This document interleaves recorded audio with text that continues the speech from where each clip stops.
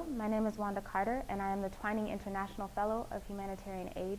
This past summer, I spent 11 weeks in Burundi and Rwanda, predominantly Burundi, working under an organization known as AGLI, which stands for the African Great Lakes Initiative.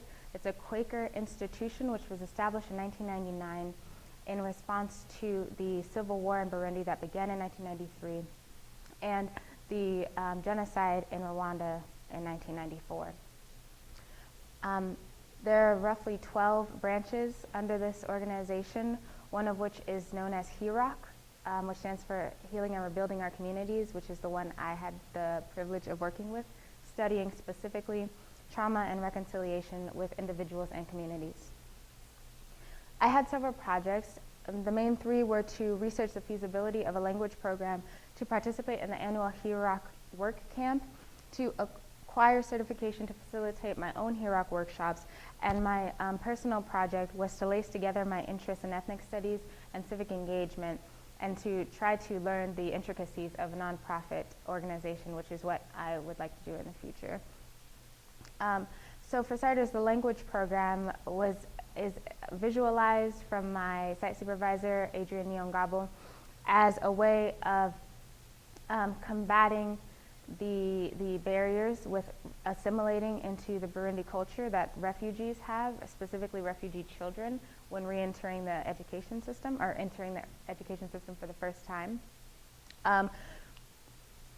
How I went about doing this was I conducted an objective list, which essentially just lists all of the things we hope that this program will accomplish / want the program to accomplish.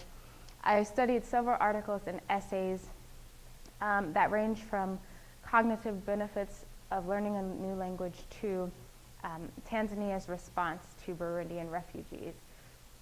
And I collaborated with one of my HEROC coworkers, who is the supervisor for a program they currently have called HEROC in Schools, and compiled summaries that will hopefully aid in the completion of a program proposal within the next given year. I then went up country to Montaho, Burundi, to participate in a 4-week-long work camp, which all HEROC programs pretty much begin with a 3-day workshop, which goes into depth about what trauma is, its causes, its symptoms, and its effects. Then we went to work and constructing a guest house. Montaho was one of the communities that was devastated by the Burundi crisis, the civil war that took place in 1993 to 2005, and we thought that beginning a guest house would eventually generate profit for the community and help reestablish them. But mainly it was to bring people together because there are a lot of fragments within Montaho specifically, and we wanted to help rectify those. Then I went to Rwanda, where I participated in another 3-day workshop, which was really interesting to observe the differences between the Burundi context and the Rwanda context. I participated in a 3-week intensive training with 19 other internationals, the majority of which were from the Great Lakes region, but I believe about 7 others were American. These 4 people were our trainers. This right here is Adrienne Nyongabo. He was my site supervisor in Burundi, and this is Bill Jacobson. He is an American professor at Arcadia University. Then we were split into teams of 4, where we developed our own curriculum and went to work to facilitate our first workshop. It ended up being a great success. People responded very well to it, and were very eager for us to teach them how to facilitate so they can continue the healing process in their own communities. This is my graduating class of HEROC Facilitators of 2013, which was very exciting. What did I learn? Intellectually, I gained an in-depth historical knowledge and individual account of the traumatic effects that those crises had on people from throughout the Great Lakes region, including Uganda, Kenya, and Tanzania. I also learned ways to respond to victims of trauma and how to plan and lead an educational workshop. Professionally and personally, I learned I learned my own capacity to learn and communicate a language under pressure, with no formal training in either French or nor Kinyarwanda, nor Kirundi.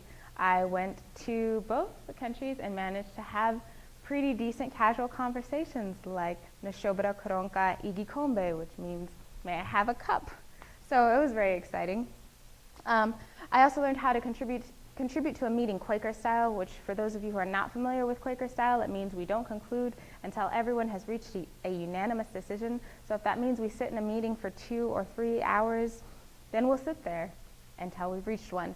And it also exposed my interest in peace building and specifically trauma healing and reconciliation, which I didn't really realize I had.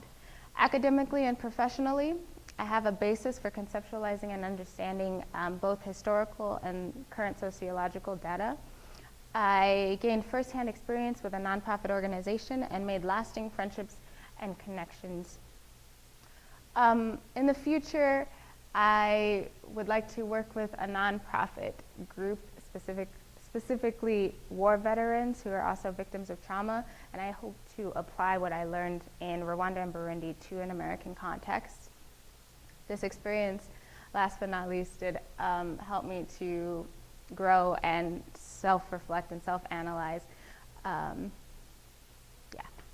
So, thank you to Mr. Reverend E.W. Twining that my fellowship was made in honor of, my site supervisor Adrian Nyongabo, and the entire HEROC staff, both faculty sponsors, Professor Shannon Reed and Professor John Gruber Miller, the Office of Intercultural Life, and last but not least, the Career Engagement Center.